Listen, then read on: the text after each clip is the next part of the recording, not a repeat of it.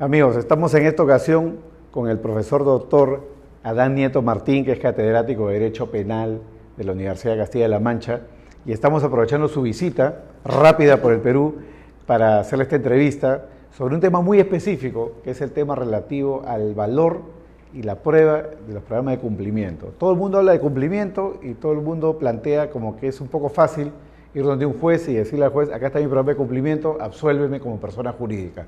No es tan fácil, ¿correcto, Adán? Y el aporte de Adán a la teoría, digamos, del compliance está justamente en una propuesta técnica en relación a un test de proporcionalidad, un test de compliance. Entonces, si nos puedes explicar eso de manera detallada, paso por paso, entiendo que son 5 pasos, ¿correcto? Sí, Carlos. Oye, muchas gracias por esta oportunidad y encantado de estar aquí. No, gracias a ti. Efectivamente, date cuenta que cuando a un juez le decimos valora la efectividad del programa de compliance, le estamos pidiendo algo muy difícil, porque no le estamos diciendo valora la relación de causalidad entre el hecho y el resultado, que es algo ya científicamente, digamos, desarrollado. Estamos diciendo valora la actividad de una empresa de tiempo, de años, en relación a si pudo o no pudo impedir un determinado hecho delictivo. Es decir, es un juicio de evaluación extraordinariamente complejo, y se trata de desarrollar fórmulas que ayuden al juez a tener criterios claros de qué puede medir. Que en tu propuesta son 5 pasos, ¿no? Son 5 pasos. ¿Cuál sería el primero? Fijaos, antes de ir a los pasos, si me dejas, sí, te gustaría, aquí hay una tensión muy importante, es decir, mira, a la hora de valorar el sistema de cumplimiento, ¿qué valoramos?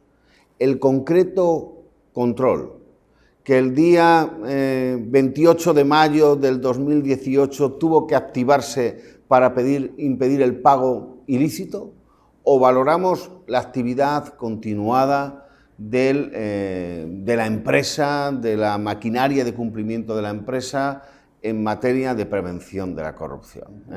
Yo creo que sería un error, y mi test parte de decir es un error, fijarnos solo en el control, cómo funcionó el control en concreto en el 18 de mayo. Entonces es una propuesta destinada a decir, mirar, tenemos que hacer, si queréis, un análisis abstracto o general, concreto. Y es distinto al régimen de la persona natural, donde solo nos vamos a fijar en el hecho y la conducta postdelictiva, claro, digamos, tiene otro tipo de efecto. Claro, no tiene que ver nada, es decir, esto es una valoración mucho más compleja la que le estamos pidiendo más allá del intercrimen al juez, porque fíjate que sería muy injusto decirle a una empresa que ha hecho bien las cosas en materia de cumplimiento normativo durante años, esto nos da igual, solo nos importa si tu jefe de procedimiento, el dueño de un procedimiento en Arequipa, el día 18 de mayo, hizo o no hizo bien el control. Esto, operar con un análisis tan en concreto sería absolutamente desalentador para la empresa, que durante mucho tiempo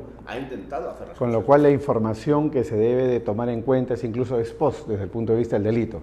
Incluso veremos cómo también hay una parte importante del test donde hay que tener en cuenta cuál es el comportamiento postdelictivo, porque esto nos va a indicar mucho de cuál es la cultura de la legalidad dentro de la entidad. Excelente, excelente. Ahora sí podemos ir entonces a los pasos. El paso 1, Adán, entiendo que tiene que ver con el tema de la valoración del riesgo.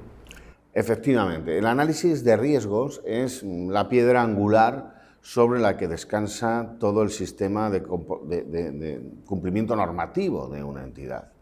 Y el análisis del riesgo, en el fondo, es un ejercicio que se hace acerca de qué riesgos son previsibles y qué riesgos no son previsibles. Y además es un análisis que hace la empresa de acuerdo a una metodología, incluso una norma ISO específica de análisis de riesgos, e incluso en el proyecto de reglamento peruano hay una reglamentación muy rica de cómo se hace el análisis de riesgos. Bien, la propuesta es sencilla. Mira, si una empresa ha hecho bien las cosas, ha hecho bien el análisis de riesgos y ha llegado a la conclusión de que en un determinado procedimiento, en una determinada actividad, el riesgo de pago ilícito era un riesgo altamente imprevisible, pues hay que respetar ese juicio de valoración de la empresa. En un determinado proceso. O sea, en un determinado proceso de la empresa. Claro, el análisis de riesgos, y esto es algo sobre lo que hay ya coincidencia, no es el análisis de si la empresa A tiene riesgo de corrupción. No, es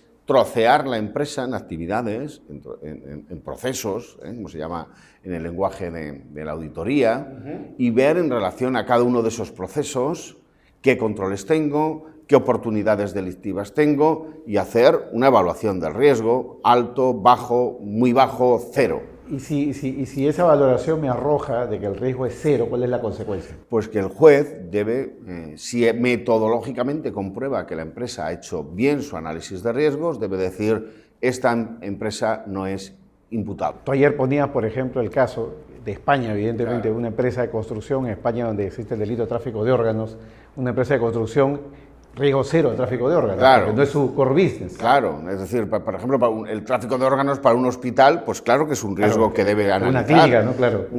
Pero una empresa de constructora no tiene por qué emplear elementos productivos, es gastarse dinero en prevenir riesgos altamente improbables. Es que además, si hacemos esto, estaremos diciendo a nuestras empresas, gástense dinero en cosas inútiles. Yo creo que aquí es muy importante que los jueces tengan en la cabeza un análisis de costos-beneficios. Claro, entonces, en conclusión, sobre este punto, si el riesgo es imprevisible, según tu sistema, sí. significa que hay que validar el programa. Hay que decir, mira, si el riesgo es imprevisible, el hecho no es imputable a la empresa y, por tanto, no hay responsabilidad. Y ahí me imagino el programa que, está bien hecho. Claro, y ahí me imagino que se producirá la discusión ya en el proceso judicial sobre si el riesgo era previsible o no, si tu mapa estaba bien hecho o no, si tu valoración era acorde o no. Pero date cuenta que hay toda una metodología de cómo, es decir, de cómo, cómo se hace el análisis de riesgos. Claro. Entonces, es una valoración, pero una valoración que tiene un método. Si el método de la empresa es un método correcto, adecuado, claro. Pues no, el juez no tiene por qué entrar a discutirle cuál ha sido su valoración. Eso nos llevaría, me imagino, que una discusión pericial, llegado el momento, porque no es una discusión jurídica. Pues sí, efectivamente, puede ser una discusión de tipo pericial, pero también hay una cuestión, digamos, normativa detrás de todo esto. Es decir, hay un análisis que hay que hacerlo de costes-beneficios. Es decir, una sociedad no puede permitirse el lujo de que sus empresas dediquen una ingente cantidad de dinero a prevenir riesgos absurdos y altamente improbables. No hay el riesgo cero, en consecuencia. Claro, tenemos que admitir, hombre, que siempre un poco de riesgo tiene que haber, así es la vida. Excelente. El paso 2 de tu sistema tiene que ver con la cultura de la legalidad. Y al paso 2, haciendo un símil, ¿no?, con la teoría del delito, solo llegamos en la medida que hemos agotado el paso 1. Efectivamente, es decir, solo cuando hemos dicho el riesgo es previsible, vamos a analizar los controles. Así es. Vamos a ¿Cómo analizar, funcionaría eso? en primer término, la cultura de la legalidad. Claro, yo creo que, si quieres, la propuesta que aquí yo hago es parametrizar la cultura de la legalidad. Es decir, la cultura de la legalidad, dicho así de una empresa, es algo absolutamente metafísico. ¿Cómo lo objetivamos? Claro, yo creo que hay una serie de ítems que nos muestran cuál es la cultura de la legalidad de una empresa. Tenemos claro el liderazgo, pero lo tenemos claro porque la sociología de las organizaciones nos dice el liderazgo es lo que marca el tono de una entidad, de una organización, por diversas razones. Tú decías ayer en otra conferencia, si entra el gerente general, el administrador general de una empresa, por decirlo de alguna manera simbólica, golpea la mesa y dice, acá no va a haber corrupción más, eso es un mensaje para los empleados. Efectivamente, y si los empleados ven cómo el CEO de la compañía está día sí, día no, en cursos de formación, muestra con su comportamiento que el compliance no es un mero adorno, algo que hay que hacer porque esté de moda, sino que a él le importa mucho, pues obviamente esto comunica al resto de que aquí las cosas se hacen así, de que lo de la prevención de la corrupción va en serio, de que nos gusta el medio ambiente, etcétera, etcétera. Entonces, el liderazgo es un factor esencial. Correcto. Entonces, si tú tienes un riesgo que es previsible, vamos al paso 2, y si consideramos que hay liderazgo, entraríamos ya al tercer elemento. Bueno, pero perdona, Carlos, aparte del liderazgo hay más cosas que nos indican una cultura de la legalidad. Por ejemplo, cómo de independiente son de hecho los órganos de cumplimiento. Por ejemplo, lo que llamo la coherencia del sistema. ¿De verdad las infracciones al código ético se sancionan? Hay una política sancionadora, se investigan, funciona tu canal de denuncias, has hecho formación. Es decir, hay una serie de ítems perfectamente comprobables por el juez que nos pueden decir hay cultura de la legalidad en esta empresa. Es decir, podríamos hablar mucho desarrollando cada uno de ellos, pero la idea es esta. Es decir, mira, si tú has hecho un esfuerzo continuado en mantener un programa de cumplimiento, tienes una buena cultura de la legalidad. Y relacionándolo con el paso 3, que es el que vamos a ver ahora, tú cuando tienes una buena cultura de la legalidad, probablemente no necesites esforzarte tanto en establecer controles muy estrictos en todas sus operaciones, porque ahí la gente sabe que las cosas se hacen así respetando la ley. Y no hace falta que pongas una cámara, que hagas doble firmas en cada tipo de transacción, porque no es necesario. Que es lo que tú has mencionado en tus conferencias, ¿no? Hay una relación inversamente proporcional entre controles en concreto y cultura de la legalidad. Claro. A más cultura de la legalidad, menos controles. A menos cultura de la legalidad tiene que haber más controles. Claro, siempre, además, suelo mencionar el ejemplo de dos países. Un país, si quieres, como Suecia, donde, bueno, pues los ciudadanos tienen una alta cultura de la legalidad. Pues en los países como Suecia probablemente no son necesarios tantos controles administrativos. Hay más confianza, porque hay más cultura de legalidad. Donde en los países más corruptos son necesarios muchos controles en concretos. Entonces, la cultura de la legalidad es que en el fondo es un control más, un control muy efectivo, y que debe sumarse a estos controles, pues mucho más si quieres de carácter burocrático, de supervisión, etcétera, que puede tener el cumplimiento normativo. Y Carlos, a mí me parece muy importante apostar por un modelo de cumplimiento que realce la cultura de la legalidad, pero no por ninguna razón extraña, sino porque prefiero vivir en Suiza a en un país corrupto. Prefiero vivir en un país donde los ciudadanos piensen que las cosas hay que hacerlas así, porque hay que hacerlas así, a un país que solo los ciudadanos actúan legalmente si saben que tienen un policía detrás del cogote. Por eso yo creo que también debe hacerse así en materia de cumplimiento normativo. Correcto, para resumir hasta acá. Implantación del modelo que implica valoración de riesgo. Sí. Cultura de la legalidad, controles en concreto. En concreto. ¿Cuál es el paso 4? 4, el juez debe ponderar. Debe ponderar entre cuál es el grado que él cree que tiene de la cultura de la legalidad y cuáles son los controles que existen en concreto. Y diciendo, mira, a veces es verdad, pueden no ser muy buenos los controles en concretos, pero he demostrado que esta empresa tiene una muy buena cultura de la legalidad. Y en ese caso, o viceversa. Es decir, mira, no hay buena cultura de legalidad, pero aquí tienen un sistema de control interno que es que aquí nadie se mueve sin que yo lo note. Entonces, el test de eficacia es hacer una ponderación entre 2 y entre 3. Correcto, con lo cual podría darse un caso en el cual hay una alta cultura de la legalidad, pero haya, digamos, débiles controles en concreto. Claro, o viceversa. Y al revés, y en cuyo caso uno no es óbice para poder, digamos, decir este programa no da para la exención. Claro. Fíjate, además en los controles en concreto quería reseñar una cosa. A la hora de valorarlos debemos dar más importancia al hecho de que estén bien diseñados e implementados que al hecho de que en el día 18 de mayo haya fallado el control. Porque esto puede deberse a un factor personal de pues, la persona encargada del control en la sede C de la empresa, con lo cual a esto no le debemos dar tanta importancia. Por ejemplo, que alguien eludió los controles. Claro, o que simplemente el dueño del proceso ese día no aplicó bien el proceso. Claro, no podemos decirle a la empresa, usted no ha hecho nada porque en una estructura de 10.000 personas uno se equivocó. Esto sería tremendamente injusto, ¿no?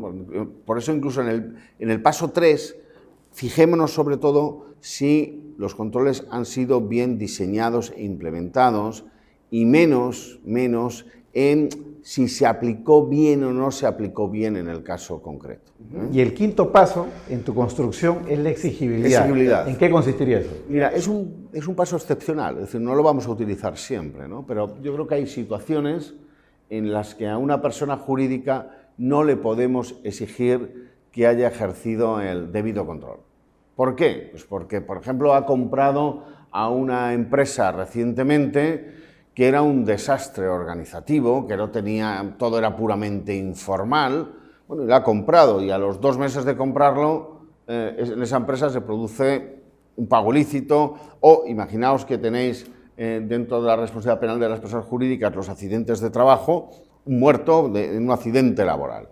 Bueno, es que no es exigible que nadie haga en un mes un programa de cumplimiento. ¿Y eso aplicaría también para las empresas pequeñas? En el modelo de Carlos Gómez Jara, por ejemplo, para él las empresas pequeñas son como menores de edad inimputables. Acá en Tarapacá, en Chile, se produjo un caso en el cual un juez dijo que, dado que una empresa no había tenido suficiente desarrollo corporativo y había casi una identidad entre el dueño de la empresa y los órganos de gestión, entonces inaplicó la ley de responsabilidad penal. ¿Aplicaría en el TES en el ámbito de la exigibilidad o esa sería otra discusión? No, para mí sería otra discusión. Para mí, comparto en fondo la filosofía que hay detrás de la propuesta de Carlos Gómez Jara, pero yo creo que esto es una decisión política o criminal.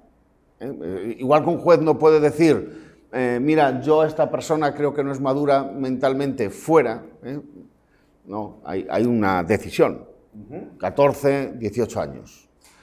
El legislador yo creo que debería tomar una decisión, es decir, mira, las empresas pequeñas fuera de la responsabilidad penal de las personas jurídicas, porque no tiene sentido. Ojo, no tiene sentido la responsabilidad penal de las personas jurídicas. Sí tiene sentido el cumplimiento normativo y la cultura de la legalidad. Lo que ocurre es que generalmente estos problemas de falta de cultura de la legalidad, de falta de controles, los directivos de la empresa van a ser los responsables. Es decir, lo que pasa simplemente con una pequeña empresa es que con la sanción a los responsables individuales tenemos ya estímulos suficientes para que implementen medidas de control y no nos hace falta el refuerzo de la responsabilidad penal de la persona jurídica, que en este caso es un exceso de derecho penal. Excelente, Adán. Hemos resumido muchas páginas de tu libro. Espero. De tu libro, Los 5 pasos del test de eficacia. Y yo tengo una última pregunta para cerrar, ¿no? ¿En qué casos se aplicaría lo que en muchas legislaciones se llama la disminución de responsabilidad, que es una suerte, pues, haciendo un símil a una legítima defensa imperfecta, ¿no? Sí. ¿En qué casos se aplicaría eso y el juez podría decir, bueno, esto no da para una exención, pero el modelo te permite por lo menos una atenuación de la responsabilidad? Sí, fíjate, el test tiene muchos desarrollos, ¿no? En el sentido, por ejemplo, si tú has puntuado muy bajo en cultura de la legalidad, pues eres una empresa hasta cierto punto más peligrosa, con más posibilidades de reiteración delictiva, ¿no? Claro, ¿cómo distinguimos el tipo de exime totalmente, simplemente atenúa? Pues debemos operar de una manera muy similar a como hacemos para imprudencia grave e imprudencia leve. Algo similar, es decir, en el fondo es un juicio de valoración. Es un juicio de valoración. Y en cuyo caso podría darse lugar a una disminución de la responsabilidad. Claro, de la responsabilidad, sí. Excelente, Adán. Muchísimas gracias, amigos. Por hoy día ha sido todo en tiempos de compliance. Muchas gracias, Adán, nuevamente por tu visita y te deseamos mucha creación en el compliance en los próximos años. Bueno, muchas gracias, Carlos. Gracias. A ti. Hasta luego.